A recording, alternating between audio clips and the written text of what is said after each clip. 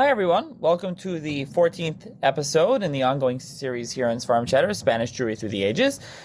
This episode of this series, now that we've moved past the expulsion of 1492 from Spain and 1497 from Portugal, kind of discusses conversos or marranos, or new Christians, and kind of their lives, their interactions with old Christians or Christians, essentially, but they were obviously conversos, the Jewish interaction with them and the Inquisition's role there, traditions, what they observed.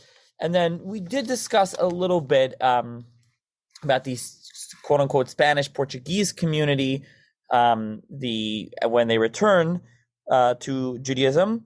And you have the main centers being Amsterdam, Hamburg, London, Livorno, Venice, the Americas.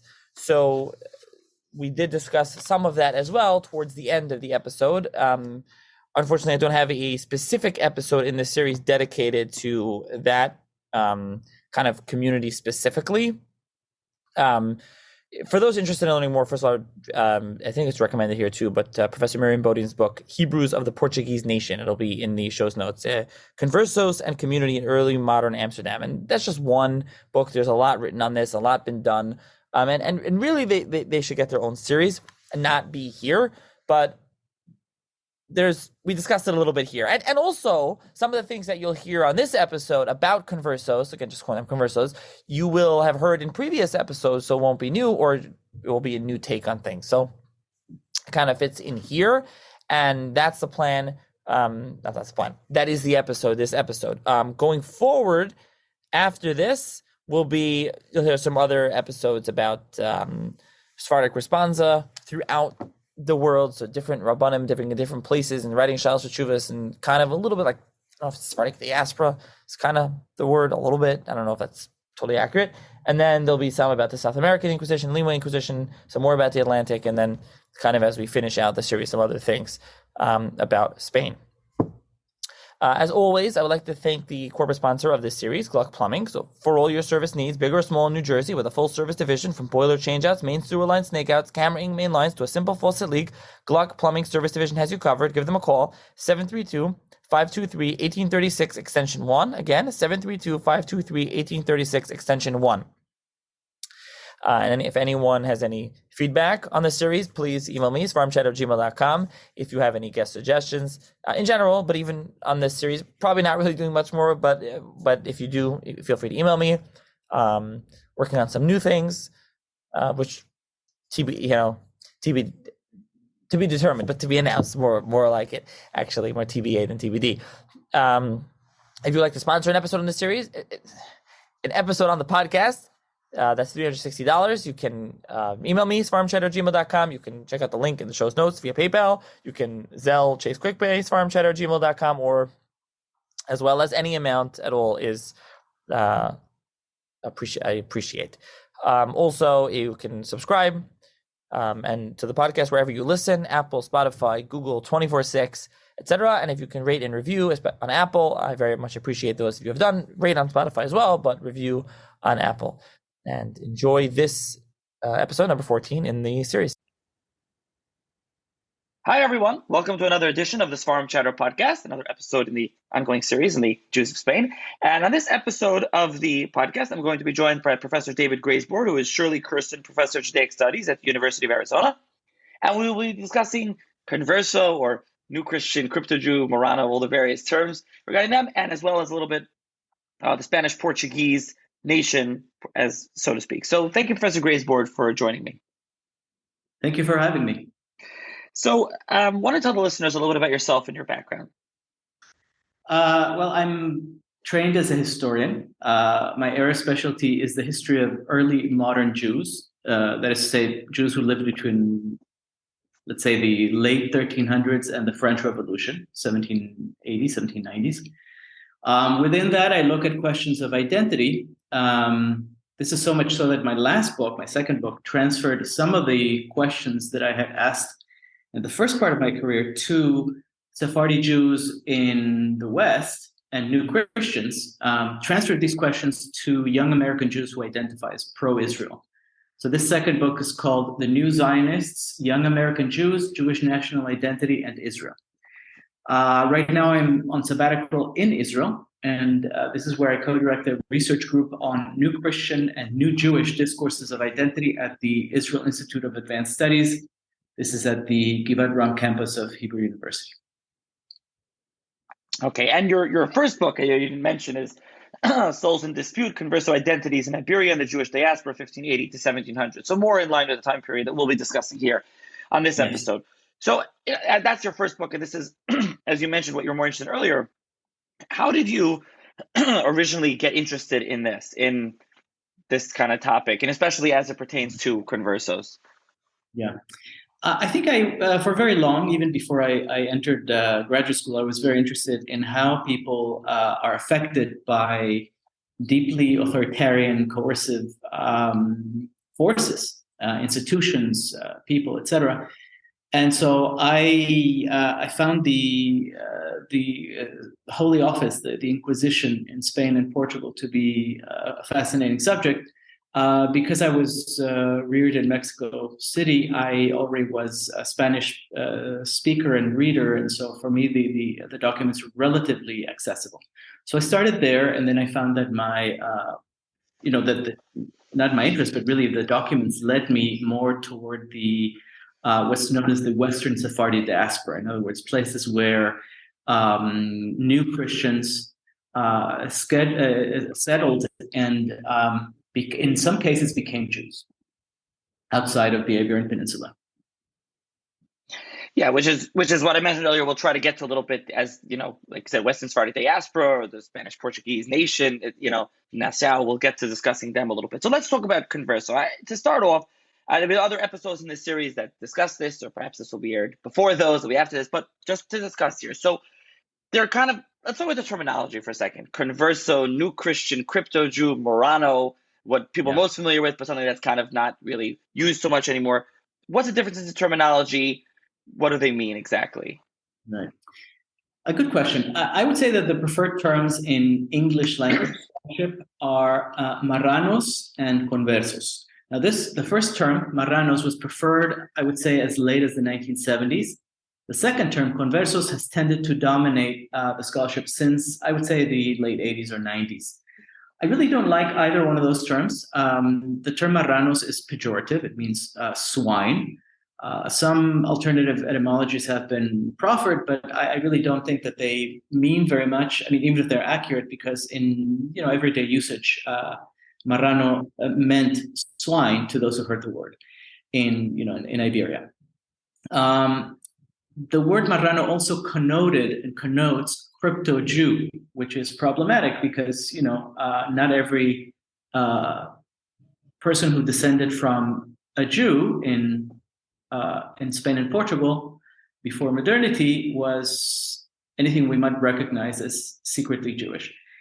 The second term, conversos, simply means converts, and this second term is problematic because it's really not present in most of the documentary sources. Now, I use conversos because it's sort of like the going practice, but converso is inaccurate in the sense that not all the people whom scholars refer to as conversos or converts were actual converts. In other words, they were descendants of converts. So the term acquired a kind of a transgenerational meaning.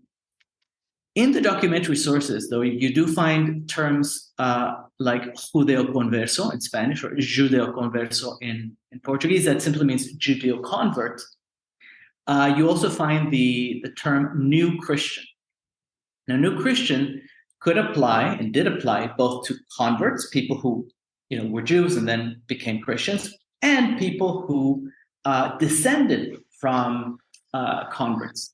So again, new Christian is not always accurate as applied to the people that we're interested in.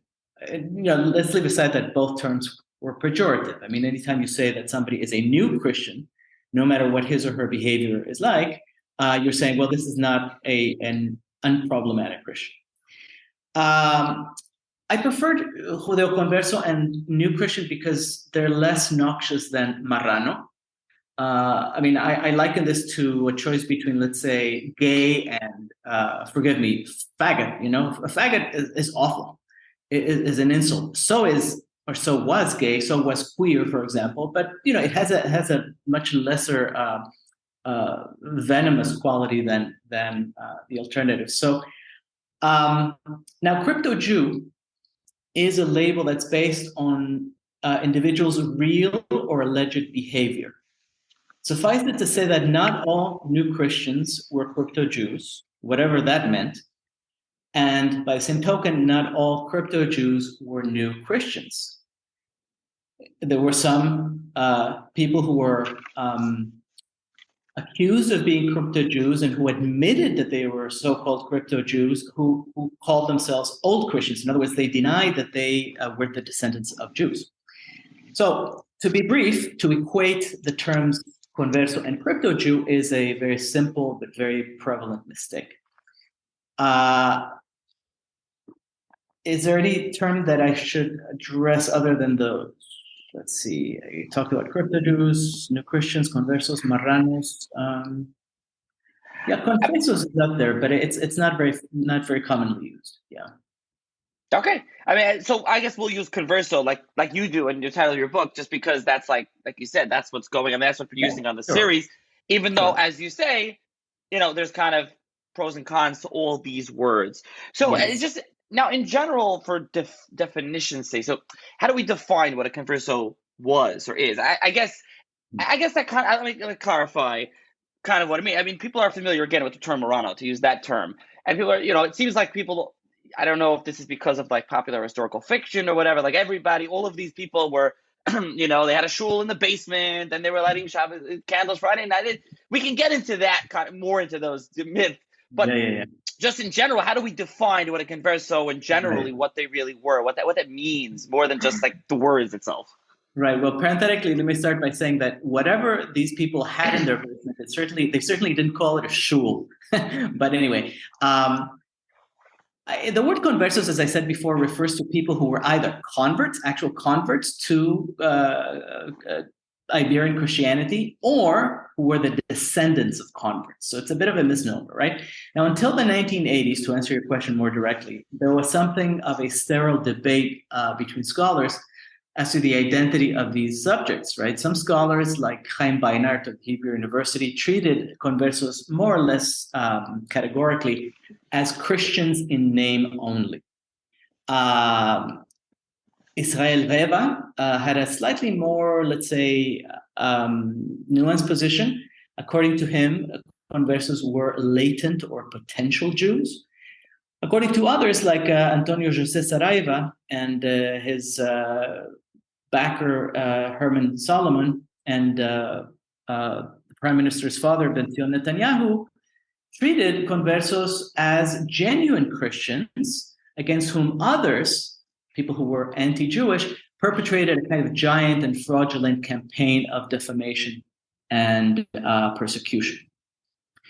Since the 1980s, though, scholarship has shifted somewhat. The old debate, are they all Jews or are they all Christians? All right, that seems to have receded. My impression is that many scholars today hold tight to the idea that something like quote-unquote crypto-Judaism was real and significant among large numbers, if not a majority, of the new Christians or conversos. Still, I think that scholarship has been more sensitive to the perils of drawing sweeping generalizations regarding the population. A population that was diverse and spanned many, many generations, and so therefore varied according to place, time, immediate circumstances, and whatnot.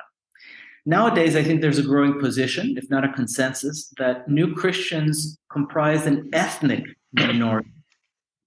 In other words, a minority united primarily by bonds of kinship and bonds that were economic in nature, usually bonds of commerce, but an ethnic minority that was nonetheless religiously diverse and whose members had many, let's say, philosophical and devotional outlooks. Certainly different theological positions. So I'd leave it at that. So essentially, there's just different types. I mean, even in there, are there different types, or just everyone's kind of different? Oh, absolutely. So the historian David Gidlitz, or actually he's not trained as a historian, but rather as a literary scholar. But he's written extensively on conversos, and he's a good example of the tendency to, number one, accept the position that many conversos were crypto-Jews, and secondly, to qualify that by admitting that, in fact, there were many kinds of conversos, right? So Gidlitz, for one, paints a kind of spectrum, right, with super Christian conversos on one extreme, to more ambivalent ones or vacillating ones in the middle, to various kinds of super dissidents on the other extreme. Both dissidents who were, let's say, skeptical of all religion, or dissidents who were trying to affirm some kind of non-Christian identity. And of course, there were many idiosyncratic options somewhere along that spectrum. So as I mentioned before, I think people have in their mind that kind of like, it wouldn't have been called a shul, but again, they would have some sort of prayers, and they would do various, kind of Jewish religious rituals to an extent. I mean, how prevalent is it, and how much of that does come from historical fiction? I don't know if there's a real way exactly to know this, but of what we know. Yeah.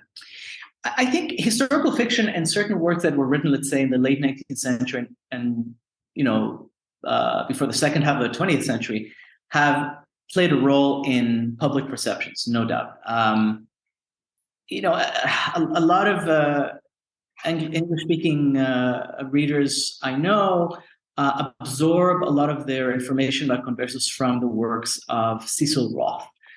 Cecil Roth was a very good historian in many ways, but he had what I consider to be a romantic notion of the conversos, and he certainly wasn't an expert on the documentation, on the historical documentation that informs us about conversos. So I think he definitely has influenced some of the discourse. And you mentioned historical novels on, let's say, Doña Gracia Nasi and so forth. I mean, these do tend to reify and magnify the impact of certain myths, which we can discuss. Yeah, probably a lot of listeners also familiar with Robert Marcus Lehman's Family E. Aguilar. That's another one I think that also discusses a lot of this. And by the way, I'm not impugning the quality of these works as literature. It's just that, history is one thing and literature is another. No, absolutely. It's historical fiction. I'm not either. I'm just pointing out maybe that's where it comes from. So let's I guess now we can work back. So this converso phenomenon. So again, just we'll use the term converso, unless maybe you'll use some crypto-Jew or whatever. But this converso, when does this first begin? This first begins, and there are previous episodes listeners are familiar with, of the riots of 1391. And then obviously later on, they have 1492 in Spain and 1497 in Portugal. Right. Kind of where does this begin? Yeah. So, there are converts to Christianity in Iberian lands very early on. I mean, under the Visigothic rulers, a number of Jews were forced to convert or face, persecution, and then as their luck would have it, they were persecuted even after they were converted. But the phenomenon with which we are mostly concerned here began in 1391, when a number of riots in the southern part of Spain, what is now Spain, spread into other areas. And so as a result of these violent attacks, something like a third to two-thirds of Iberian Jews, according to some estimates, converted to Christianity under various forms of immediate or indirect pressure. In 1413 to 1415, a very important disputation, that is to say, sort of a public theological so-called debate, took place in the eastern coast of the country, in Valencia, and as a result of that disputation, many more Jews converted. In 1492, when Columbus sailed the ocean blue, as you know, as most everybody knows, the so-called Catholic monarchs issued an expulsion, or issued separate expulsion decrees one for Castile, one for Aragon. And of course, the alternative to being expelled was to convert. So many others converted then.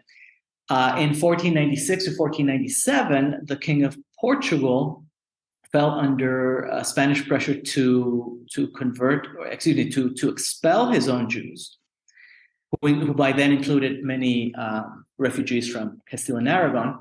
And rather than expel them in reality, I mean, he did issue an expulsion decree, but in fact, he had them massively baptized. So another population of new Christians, in this case, Portuguese new Christians, emerged.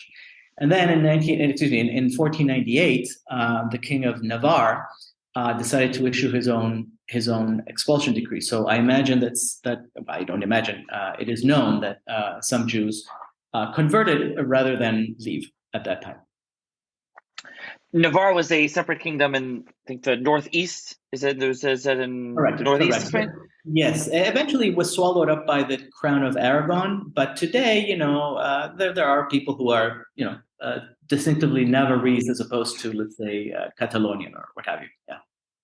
Yeah, you mentioned the Disputation of Tortosa. I didn't really discuss that much on the series, but we should mention it.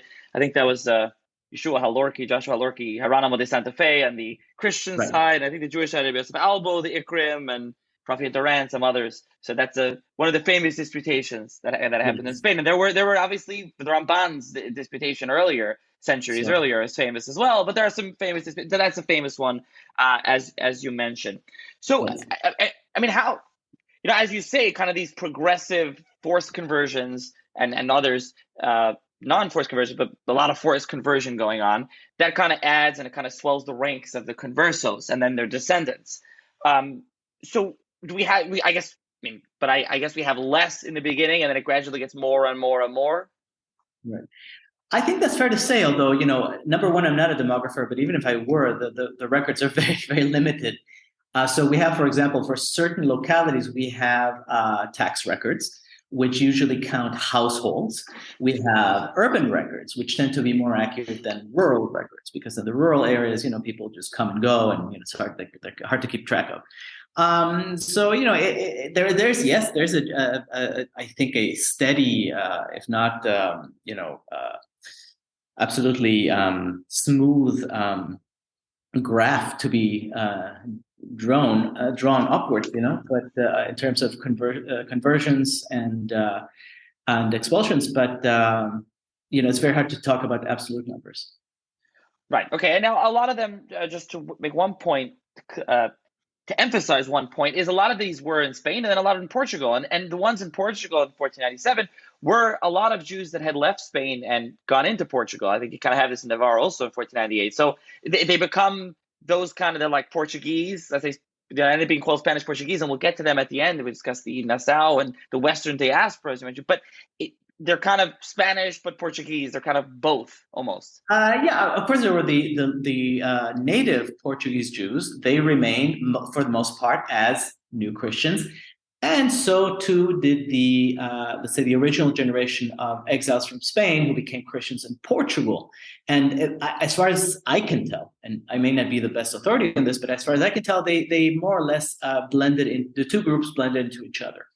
They married into each other and eventually came to identify as one quote unquote nation, which is a tricky term because we're not talking, of course, about an entity with territorial sovereignty or political organization beyond what we would expect of a corporation.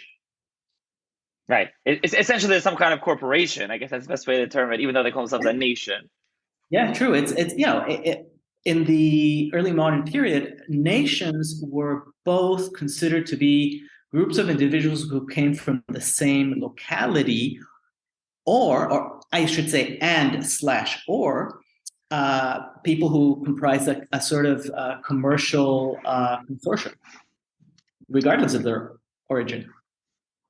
Okay, so now to discuss some other things about conversos that will get a little complicated again because we're going, through the centuries from pre-1391 to 1391 and then through so basically the 14th, 15th, and 16th centuries. But just we can try to somehow split it up. But I mean, what are the Christian attitudes right away? Especially, let's just leave 1391. I mean, I know there was before, but mainly 1391 and on. What's the Christian attitudes? The kind of, then we call the old Christian, as you mentioned, there's the old and new Christian. But what are the old classic Christian attitudes toward these conversos? Very good question. As you can expect, you can imagine the attitudes varied depending on context and timing, right? So I would say that in the early generations, that is to say when people who were actual former Jews were still in the peninsula, various non-Jews regarded them as phony Christians, or were at the very least wary of the fact that they still fraternize with their unconverted siblings, friends, other family members, associates, etc. And so I think in the early generations, again, there was what David Nirenberg calls a crisis of classification. Nobody, neither Jews who were still Jewish, nor conversos, nor the so-called old Christians, those who were Christians who did not come from Jewish or Muslim stock, had a hard time distinguishing between a person's, let's say, ethnic identity and his or her religious status. And even though the two were sort of ripped apart formally. So this was true, I think, until the early 16th century. By that point, the Holy Office had Holy Office in Spain, I should say, had very brutally suppressed elements of the converso population. So I think from that point on, anybody who would have been inclined to consciously preserve any a Jewish identity, a pseudo-Jewish memories and so forth, was probably driven very far underground. And so what remained were a majority of people who were trying as best they could to become integrated within the Catholic, the Christian mainstream. And the attitudes towards those people varied from those subjects who felt that conversos were categorically Jews, and just pretending to be Christians, to those who were unsure, to those who felt no, these people are actually very earnest Christians, and we owe them a proper re-education. We ought not disengage from them or discriminate against them. So we can talk more about the Inquisition in a minute. I'm just curious. So how do the pure blood kind of statutes play into this? Yeah. So the purity of blood statutes or cleanness of blood statutes were phenomenon separate from that still affected the operation of the Holy Office of the Inquisition. The Inquisition was essentially a network of tribunals formally operating under the papacy, but in reality operating under the crowns of Castile and Aragon. Their job, or at least one of their main jobs, was to uncover Judaism, that is to say, behavior and thoughts coming from baptized Christians that conform to what the church considered to be, quote unquote, Judaism. Okay, so it's a religious network of tribunals, or rather a network of religious tribunals. The purity of blood statutes were essentially ad hoc rules that were implemented by various entities, from municipalities to cathedral chapters to professional associations to religious orders to military orders and others. And these rules were intended to bar entry to anybody who could not prove that he or she did not have Moorish, let's say Muslim, or Jewish ancestry. The terms of these statutes varied, but the basic discriminatory device was the same, right? And underneath that discriminatory device was the supposition that a person whose ancestors were not Christians had perforce a propensity to subvert a properly functioning Christian society. And so as the blood statutes proliferated in the 16th and 17th centuries, we saw, I think, an interpenetration of religious anti-converso discrimination and race-based, or you might say proto-racist, anti-converso discrimination. So much so, for example, that you couldn't be an inquisitor or an inquisitorial lay assistant unless you proved that you didn't come from Jews or from Muslims. So let's jump back now to the integration. As you mentioned, how they got integrated into Christian society or didn't, and the role the Inquisition played in that. Because, to re-emphasize things that I've mentioned in previous episodes in this series, 1391, especially many are forced to convert. There is no Inquisition until 1478. It really gets full swing 1481. So there is no Inquisition for a long time. So what's the integration like in that beginning of the 15th century and then post-Inquisition? You make a very good implicit point about chronology, right? You have a whole century from about 1391 to 1492 in which there is at least the potential for very deep Ibericization and Christianization on the part of the conversos. My tendency is to believe that those processes did in fact take place to a significant extent. That said, I think it is clear that attempts to resolve or at least to ameliorate what I called earlier the crisis of classification were such that some degree of segregation did take place. Certainly some conversos were, let's say, outed and marginalized. Others were able to marry into old Christian families, either because they were able to produce, forged certificates for genealogical. What am I trying to say? Forged certificates of genealogical purity in the 16th century. But even before that, in the century that you asked me about, there was a certain degree of interpenetration, despite tremendous fear of infiltration. So by 1530, you do find allegations that prominent friars, prominent bishops, and so forth are in fact conversos, and therefore not really, if you're part of the expression, not really kosher. After that, in the 16th century, 17th century, you have a slightly more complex picture in that already the process of integration has proceeded, at least at the level of cultural identity, social mores, devotional practices, and so forth. And yet you still have this fear of infiltration, which is now,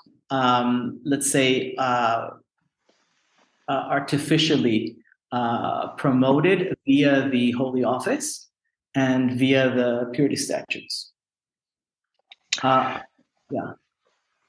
So one other thing to keep returning to that middle period of the early 15th, well, not early 15th century, until 1492 actually, but just one other thing really to emphasize there is that there was kind of a Jewish interaction between Jews and conversos, because there were Jews in Spain until 1492 and 1497 in Portugal. Right. But they did interact even after Jews left. They could have still have interacted on business or whatever. But especially during that period, what was kind of the Jewish interaction with the Jews, I guess from both ends, the Jews and the converso interaction? Yeah, right. So from 1391 to 1492 in Castile and Aragon, interaction was, at least by reputation, very extensive, and this stands to reason. It's difficult to read the allegations and take them at face value. Nonetheless, it is logical to expect people who were the children of Jews to still have something to do with their Jewish grandparents. Let's consider the following scenario. Okay, let's say you are privy to the expulsion decree of 1492, and you live in a predominantly Jewish street. Okay, so half the Jews of your street leave, half the Jews in your street convert. All right, so that means that you still have, in a sense, a Jewish community, or at least a formerly Jewish community, whose members remember what it means to be a Jew publicly. And so, as late as 1492, there's still at least a potential for some kind of alternative, problematic Christianization. Before 1492, however, you have something even worse, right? You have Jews and former Jews inhabiting the same neighborhoods, and they're related to one another. Sometimes they're married to each other. So there you have, a tremendous cluster of dilemmas that both the church and rabbinic authorities have to try to tackle head on. What do you do with these social contexts between people who are supposedly living in two different universes? Do you consider the converts Jews? Do you consider them Christians? And if so, on what grounds? There's a great deal of actual confusion, no matter what canon law and no matter what halakha say about who's a Jew and who isn't. And by the way, the two are not in accord in any event. You have this anxiety about the fact that identity is no longer unproblematic, is no longer integral. So you mentioned right there, we can discuss that, kind of the church's attitude and opinion and the rabbinic, kind of the rabbanim, and you mentioned this goes on throughout the 15th and 16th and 17th centuries, where you have kind of in chuvas and other, rabbinic attitudes. I mean, what is the attitude towards these conversos, towards, 1391 maybe, forcibly, but then they accept conversion. We didn't even discuss that whole thing of that they converted instead of dying, as opposed to Jews of Ashkenaz. That's another episode, but you can mention that as well. But just to stick to this question, and then in 1492, where they kind of, chose to convert rather than leave, and in Portugal. But kind of what is the overall rabbinic attitude of the Rabbanim towards them? You know how the joke goes, right? For every 3 rabbis, there are at least 5 opinions. Or perhaps that applies to all Jews. If you come to rabbis, you might find 7 opinions for every 2 rabbis. But the point is that there was no unanimity. I think it's logical that some of the early poskim, some of the early decisors issuing responsa, for example, had to be very sensitive to the question of divided families. So it's my impression, although the scholarship, is not unanimous on this score, but it's my impression that very early on, rabbis, at least to preserve the possibility of conversos returning to the Jewish fold, treated them as anusim, as people who were coerced, as tinokot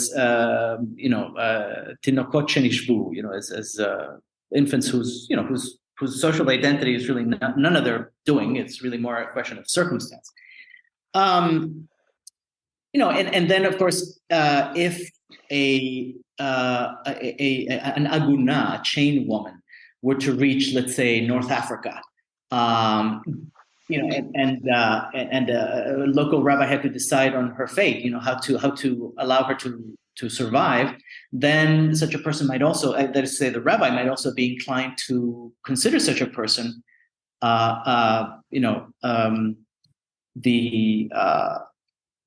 victim of somebody who was a true meshumad, somebody who is so far gone that, it's best to let this person remarry.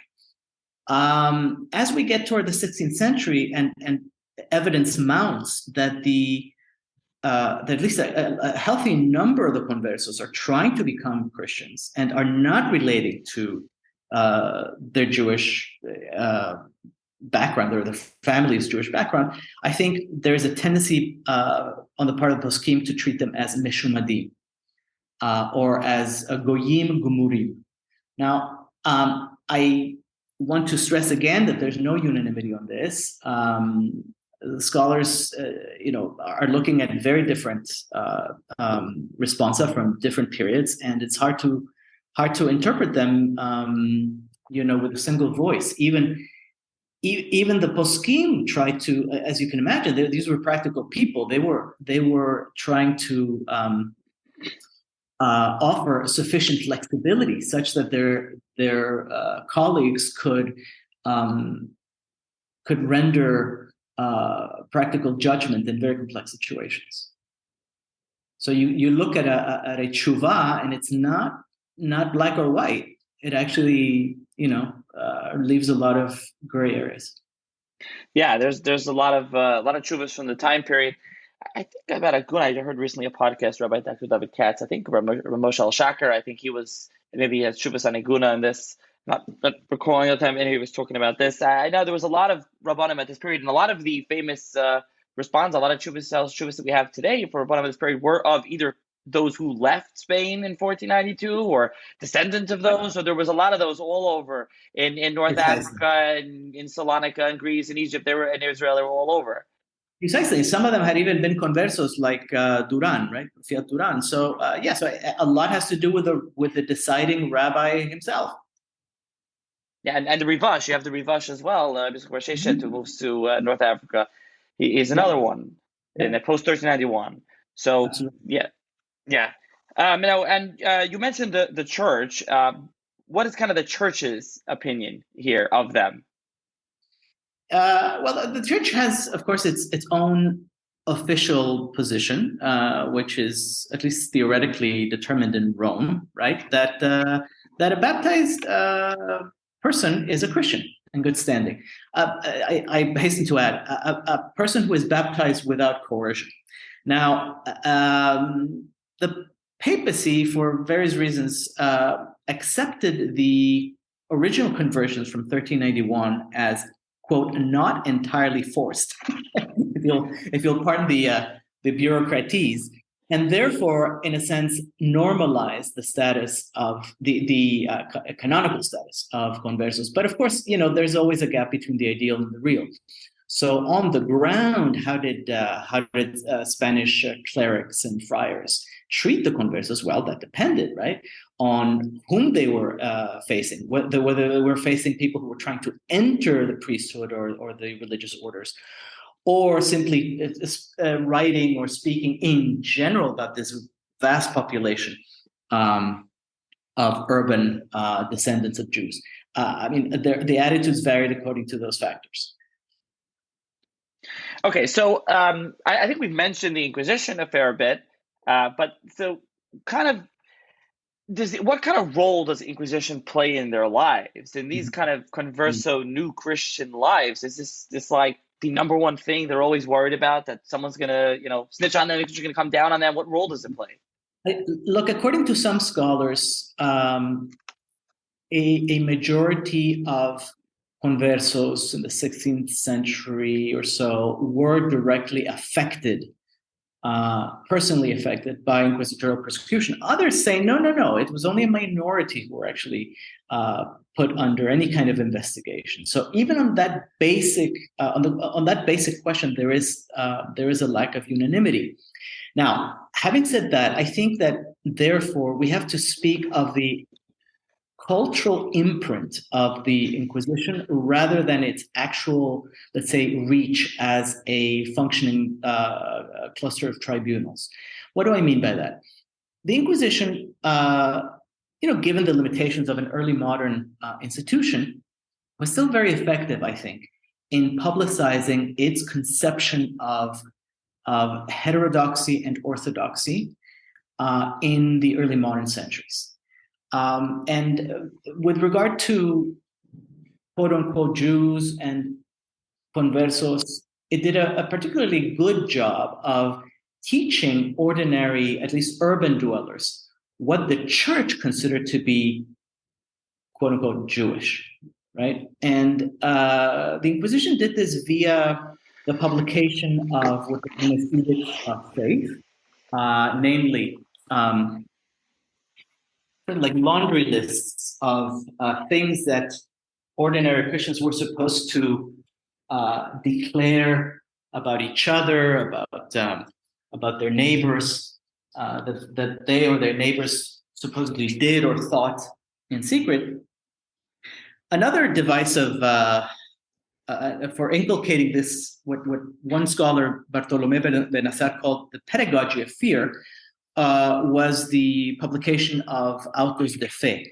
Now, these were sentencing ceremonies that concluded inquisitorial trials, but very often they were designed, at least the major ones were designed as a civic pageant. And after the ceremonies of sentencing themselves, not only were sentences carried out, but written accounts of these ceremonies were published. And in those accounts, again, the crimes were laid out, the supposed abjurations were recorded. And so there's a highly didactic quality to the Holy Office's operation that I think established at least a dominant discourse of orthodoxy that hinged on very stereotypical and quite absurd notions of what Jews and Judaism were all about. So let's actually talk about more than the absurd notions, what they actually did. You mentioned earlier kind of historical fiction and some popular historical works that led, today's, what everyone thinks they actually were doing or were not doing. But what were the activities or traditions of these conversos, or really of the crypto-Jews, let's call them, the ones that really were practicing some form of Judaism or crypto-Judaism during the, again, we're going through these various time periods of late 14th, 15th, 16th centuries, even, to the 17th century. What kind of... So before the 1530s, I think it's reasonable to suppose that at least some Judeo-conversos were practicing at least ethnological traces of a full-fledged Jewish life. And I'm talking here about people who either had been Jews themselves or were the immediate descendants of people who had been Jews. Now, what do I mean by ethnological traces? I mean things like, having a sort of a visceral aversion to certain foods, avoiding lard, for example. Other things involved, for example, cutting one's fingernails in the manner that Jews did, and at least according to some indications, there were types of stews that Jews were fond of that then transferred over into you might say, folkloric converso cuisine. Certainly, there was a small minority, I think, before the 1530s of people who were trying very hard to preserve a Jewish life. But I think the majority just found themselves in a very difficult situation and sought as best they could to integrate themselves with the Christian majority. After 1530, I think there was, a small minority of people who were, I wouldn't call them crypto-Jews, I'd call them biblicist anti-Christians. People who were galvanized by the very hatred that was directed against them and, decided to rebel in a sense by trying to follow the edicts of faith and even anti-Jewish litanies as best they could, alongside whatever they could glean from the Old Testament, not the Tanakh, mind you, but the Old Testament as characteristic of Jews. The vast majority, certainly by the 17th century, I think were run-of-the-mill Christians. They were conscious to one extent or another of their Jewish ancestry, but that doesn't mean that they had any notion of what we would recognize as halacha or a full-fledged Jewish life. Yeah, well, which will take us to the Nassau we can get to shortly. But this distinction of 1530 and after, does that have to do with the establishment of the Portuguese Inquisition in 1536? No, actually, look, I say 1530 almost as a shorthand, right? Because between 1478 and 1520, let's say, the major inquisitorial persecutions took place in Castile, especially in Castile, but also in Aragon, right? So we have is something in the order of 2,000 executions at the stake of people who were accused of Judaizing, of being Christians who behaved or thought as Jews according to the church. In addition to that, you have, of course, a lot of people who are not executed, but who are punished rather severely, and their their crime is publicized even after their deaths, when their penitential garments are displayed in their home parishes. So there is a way in which the 1530s saw, let's say, the end of anything that we might legitimately consider to be a viable crypto-Jewish life. There's nothing magic about 1530. I'm just using it as a shorthand. And even after 1530, you might say, well, in some rural areas, certainly in Portugal, you have a different situation. Okay, so before I get to the Western side of the diaspora, the Nassau, as we've teased a bit, and this is really where we're kind of in the story, are there any specific stories? I know you've studied examples of converso. Any examples specifically of conversos that you want to mention? And or I'll give you any famous kind of stories. We mentioned historical fiction. Are there anything, stories or specific traditions or things about conversos that are kind of myths that people think are kind of legit? Well, as far as myths go, yes, there are plenty. One that I hear very often is that Columbus was a converso. This myth was propagated, among others, by none other than Simon Wiesenthal. He wrote a book in which he made the argument. I don't know if I can call it an argument, more like a speculation, that Columbus was a heroic converso who was trying to find a new place of refuge for his persecuted brethren, or something like that. I think that's silly. Even if we can prove that Columbus was of Jewish ancestry, I think it's very perilous to conflate ancestry with culture. Another very prominent myth that follows from, or that of which the Columbus myth is one example, is the idea that if you're a descendant of a famous converso, let's say somebody who definitely was convicted of Judaizing by the Holy Office, then you are a Jew, whatever that means. No. And then again, there's the most prominent myth, which is that most conversos were really crypto-Jews, and their descendants in such places as Latin America or modern Portugal, whatever, form a significant population of quote-unquote crypto-Jews. I think the scholarship on that score is very problematic. Much of it is, pretty soon with this kind of what one scholar called a converso hunt, you end up calling everybody converso, right? Pretty soon, Elvis Presley and Marilyn Monroe are conversos, because you can detect some Iberian Jew in their ancestry. That's silly. So that's as far as myths go. Conversos who were certainly conversos and who are famous include Luis de Carvajal the Younger, a very, very idiosyncratic mystic from early modern New Spain. It's now Mexico.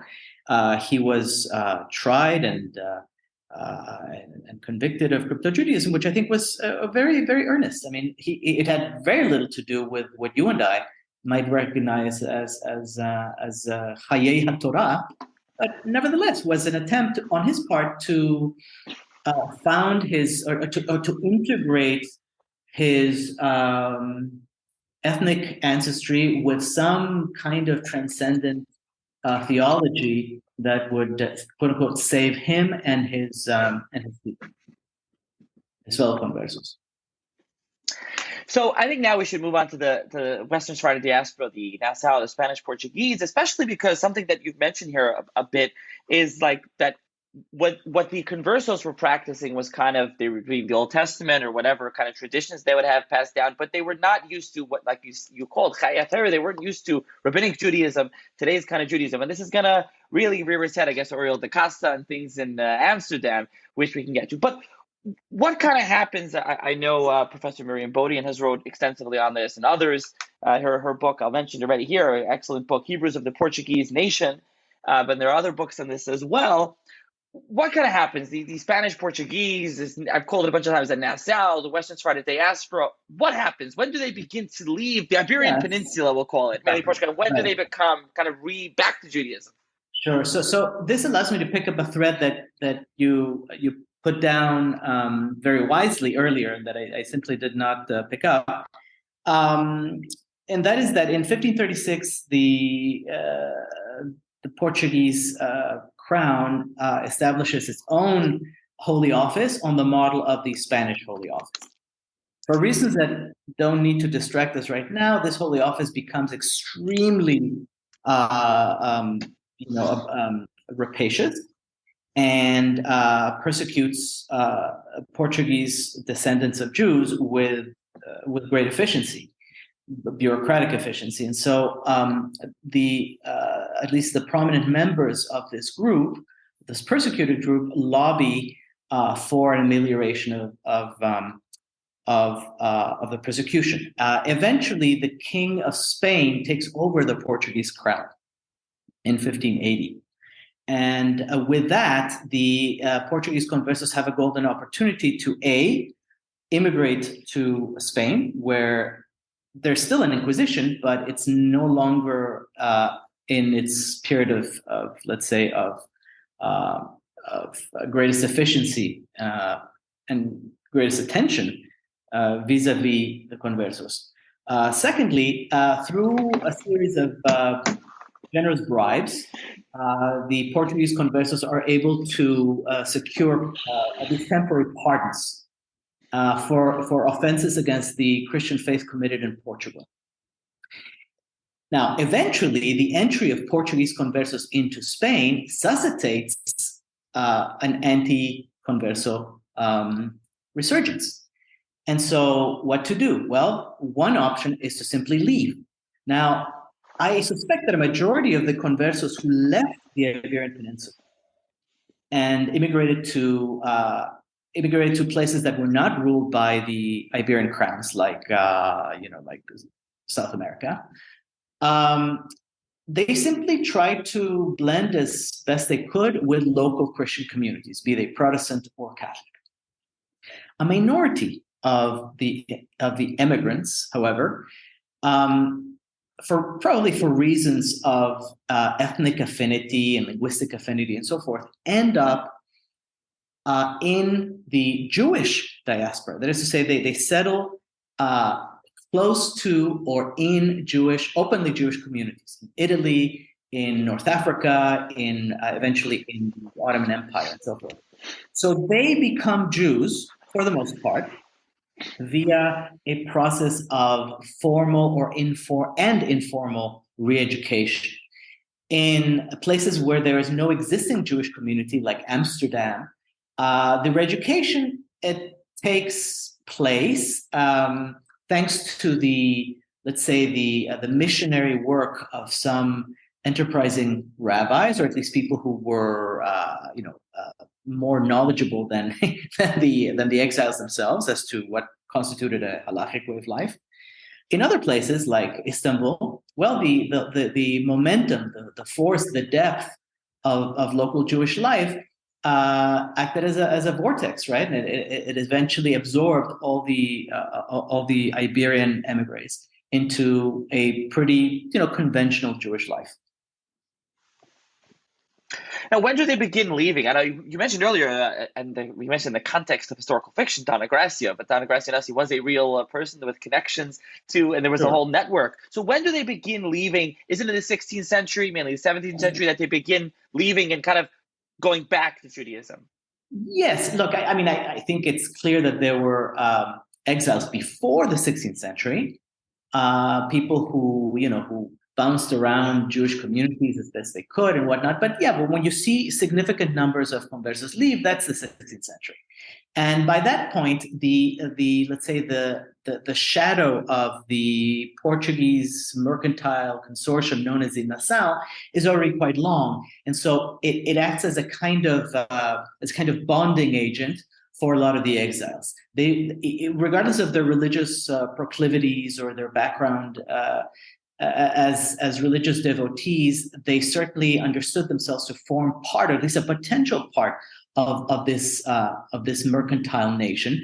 And so the nation became sort of the organizing device, the organizing principle of what, in some cases, resulted in the formation of Jewish communities proper.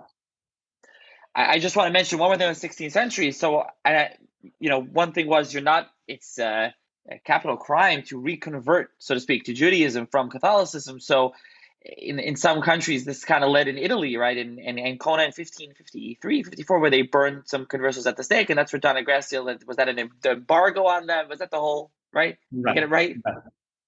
Exactly. So Doña Gracia is important for many reasons, one of which is that she really embodied a kind of corporate identity, right? I mean, she took it upon herself to organize a full-fledged economic embargo designed to at least to protest the denunciation of returnees to Judaism. Also, let's not forget that she was part of what Americans might recognize as a kind of underground railroad for people who wanted to leave the peninsula in the first place, either because they wanted to be Jews or because they simply wanted not to be persecuted. Right. Okay. So now the Jews who leave, they kind of, where do they end up going? I know South France is Bayonne, Bordeaux, and in France you're not allowed to be Jewish either at this point. And then you mentioned already Amsterdam, where there were no Jews but in the Dutch Republic, the Netherlands. Right. There's nobody there at that point either. Right. Yes. So the Iberian Jewish diaspora is very extensive, and I'm not distinguishing here between the Megorashim, right, the original expellees and their descendants. If you only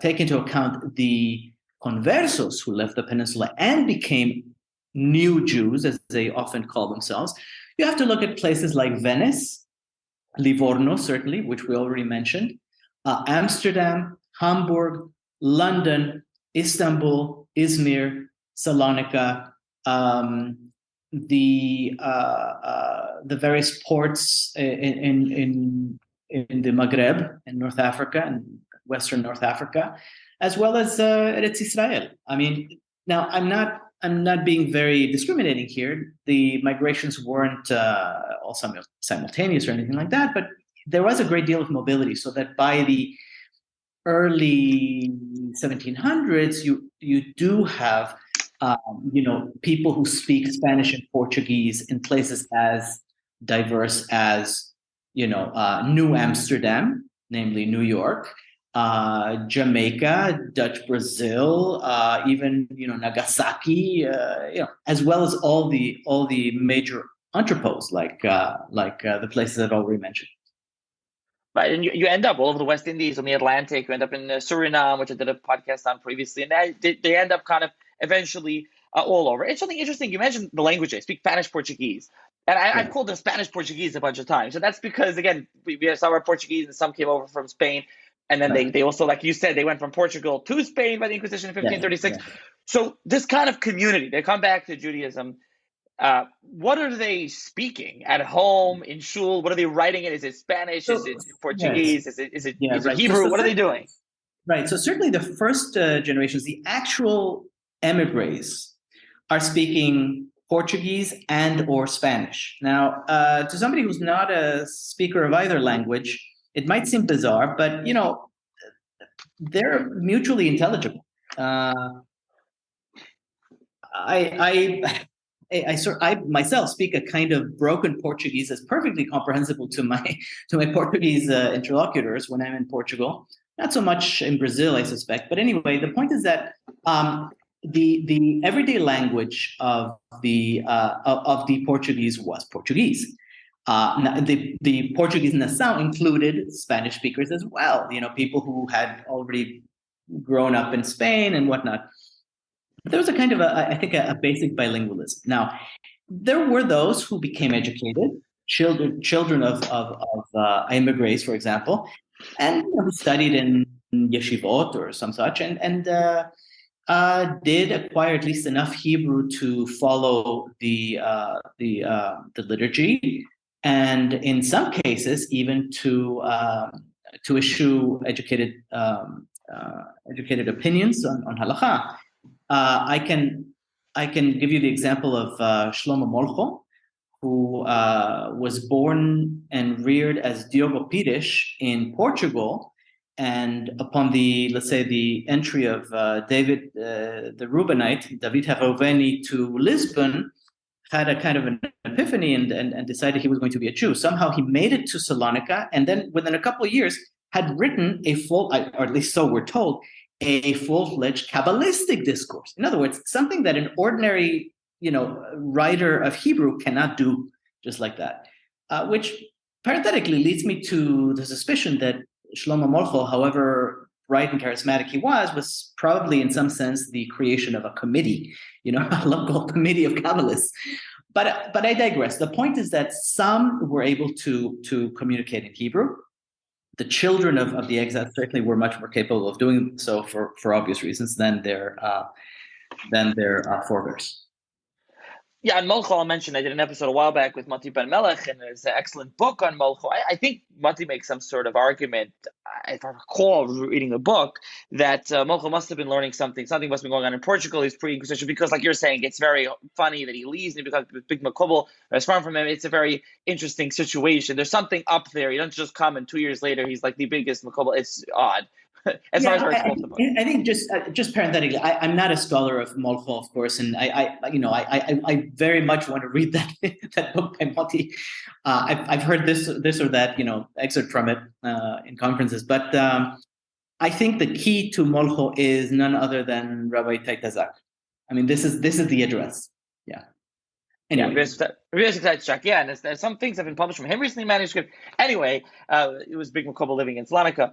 So, however, getting back to the kind of the Western Sephardic diaspora, as we were calling it, or the Nassau, especially headquartered in Amsterdam. So they have. Yeah. So what happens there? They have a couple of Rabbanim, as you mentioned. Some Rabbanim come over. Some Rabbanim just come in. They bring in Rabbi Pardo. I'm forgetting his first name. There's a lot of them, and Uri Halevi, is that right? And then there's Shaul Levi Mortera comes from Italy. But then you also have products of the community. It's a couple of Avda Fonseca, Menashe Ben Israel. So you kind of have both there.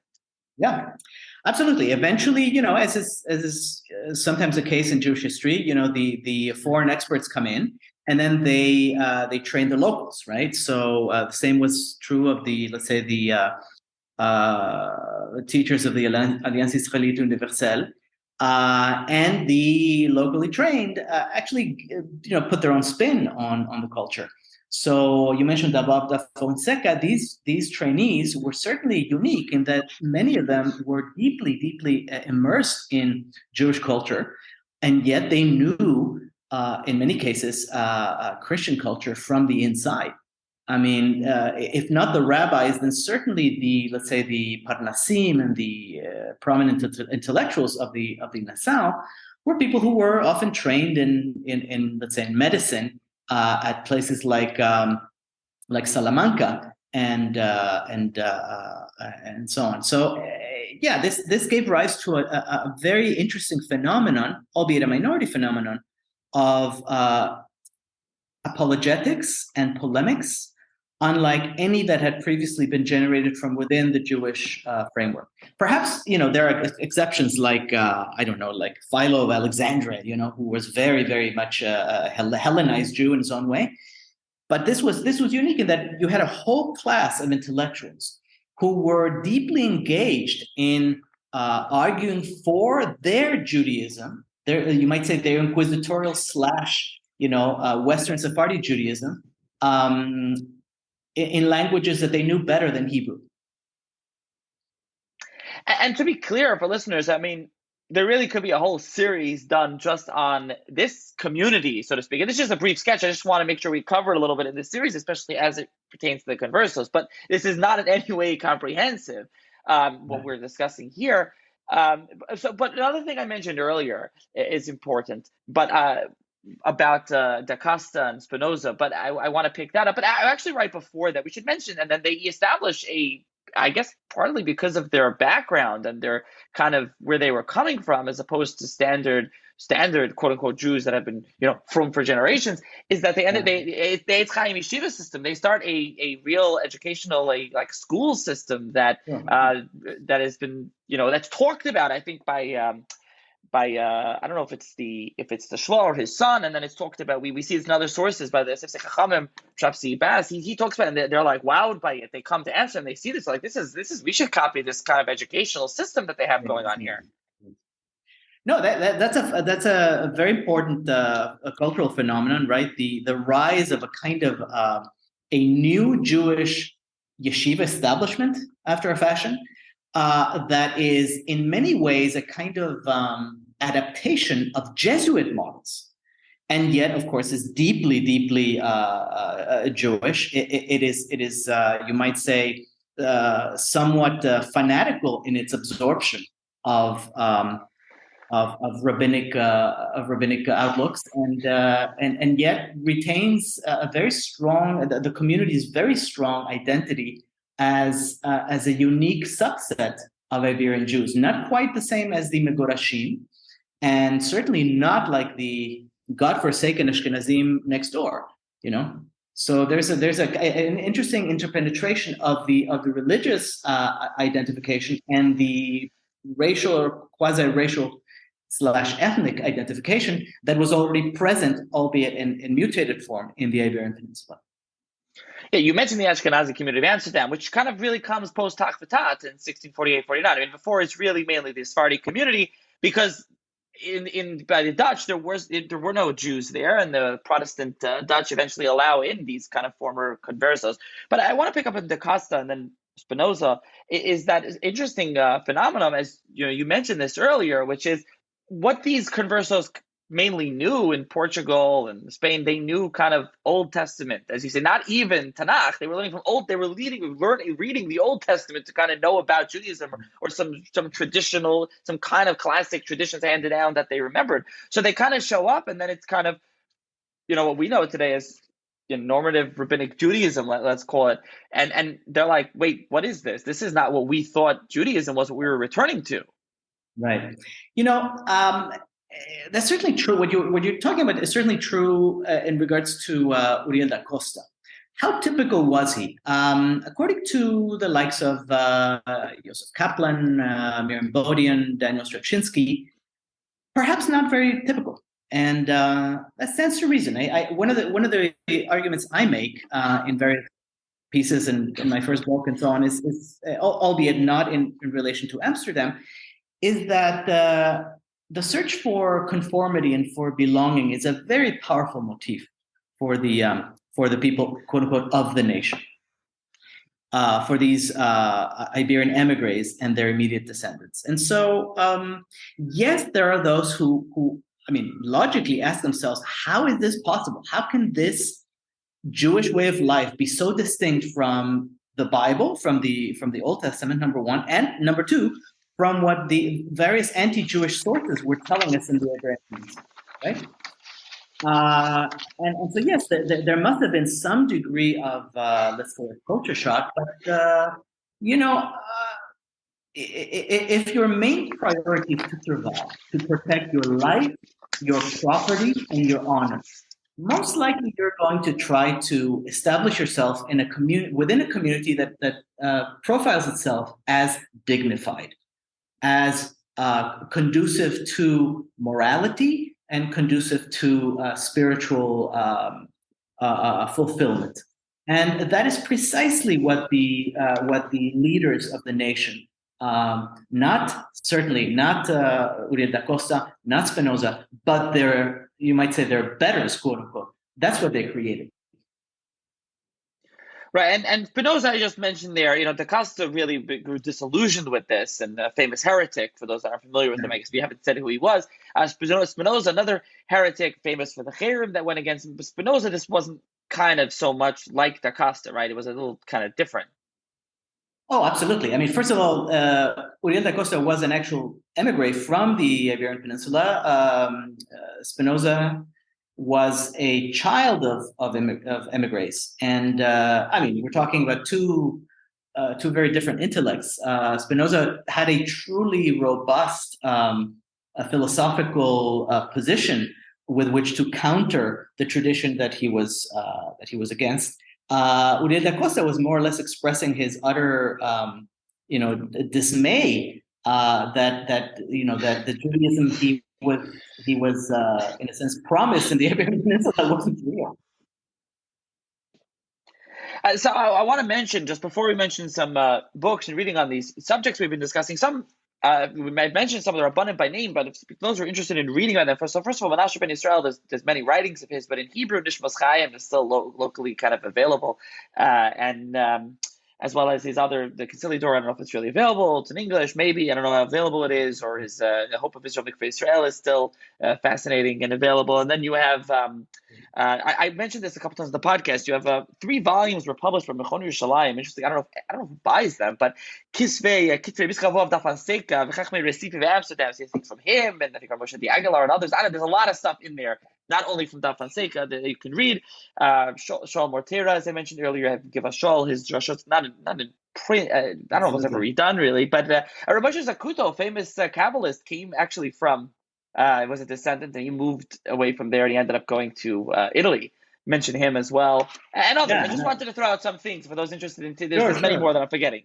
No, thank God. People have been publishing primary sources in translation. To the ones you've mentioned, I'd like to add one that the details of which I'm not remembering at the moment, but it's an anthology put out by the Paulus Press of writings by Miguel Abraham Cardoso, the very famous, or depending on your perspective, infamous Sabbatean prophet from first from Spain, then Italy, then North Africa.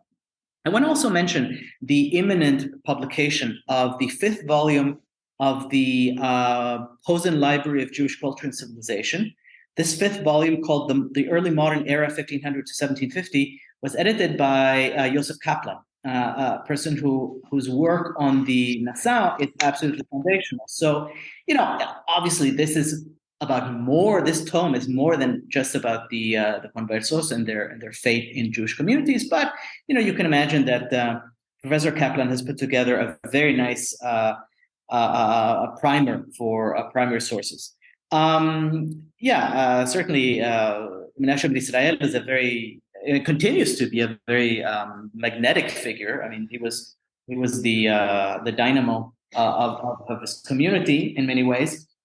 And in addition to primary sources, of course, there are some surveys that might be worthwhile reading. One is, of course, within the volume by Kaplan that I've just mentioned. Another one is straight out of the Department of Self-Promotion. It's by me, and it's in the 7th volume of the Cambridge History of Judaism. It's called Iberia and Beyond.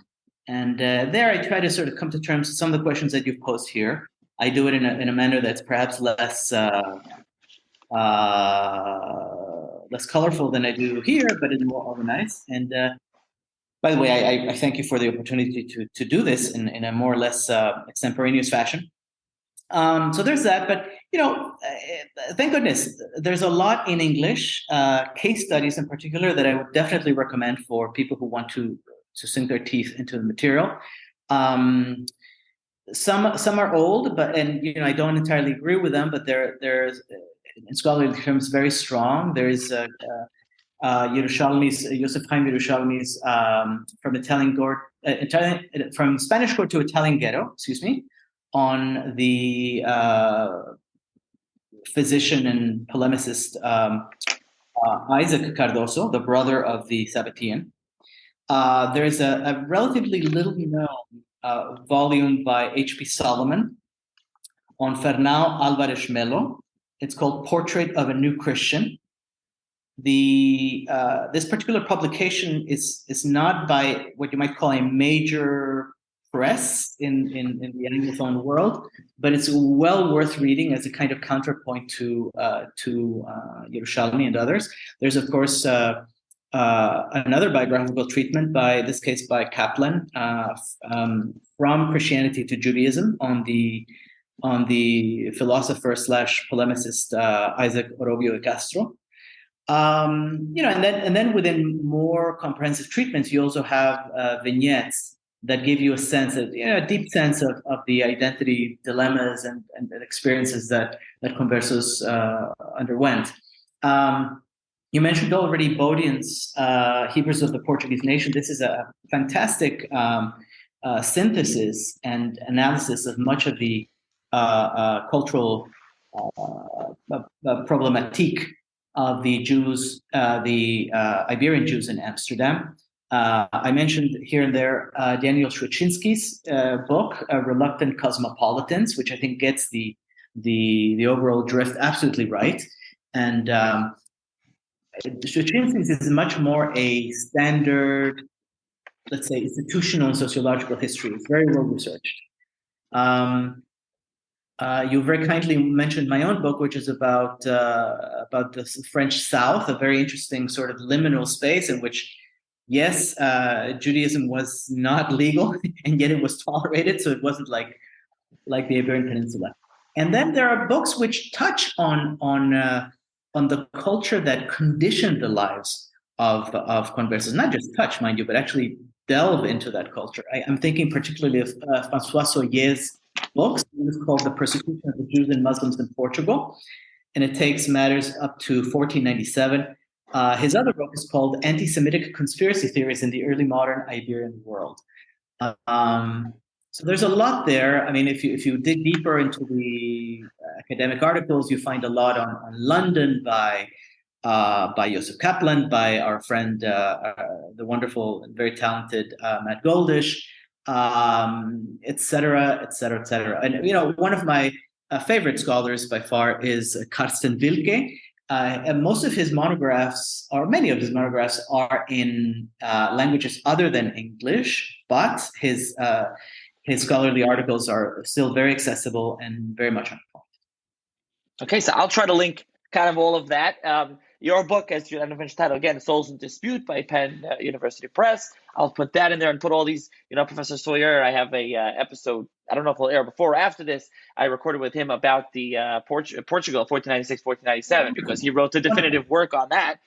Yes. And you mentioned the book on from Paula's Press. That's by David Halpern, who I have an episode with in my Shop 6T series from last year. That's his book on Cardoso as well. And yeah, I just wanted to mention some of those primary sources, and just some of those primary sources are not like historical. They're just from works from the community and those who came out of the community in Amsterdam. And there's many, many more. And like you said, you mentioned a really nice amount. So I'll do that. And I'll try to link to your article.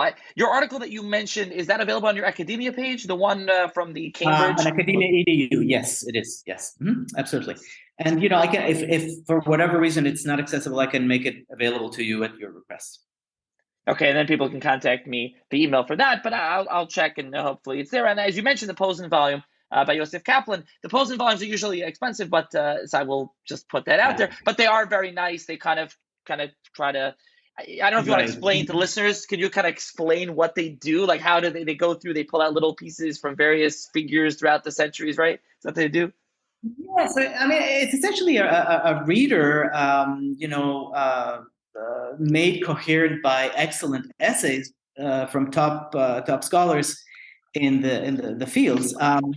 What I would say regarding the rather exorbitant cost, because these are large books and they're hardcover, is that if you have a connection to an academic library, a major university, you can very often link your way to an e-version, a PDF or other such of these works through the library portal.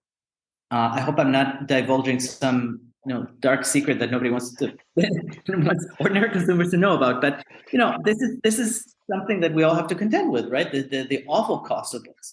And so if you are, let's say, bold enough and crazy enough to want to go to these tremendous works, Jewish Culture and Civilization, the Posen Library, by all means, try that. And, you will save yourself the $200 or so. Yeah, exactly. Because some of these books are crazy, but I will point out some books like Miriam Bodian's Hebrews of the Portuguese Nation is about $20. So, and it's a paperback. It's really terrific read. So you can get some book. I think you mentioned Yerushalmi's book on Cardoso. I don't know if it's in print. I got a copy a long time ago. Maybe it's used on Amazon. I don't know the price on that. So it depends. Absolutely.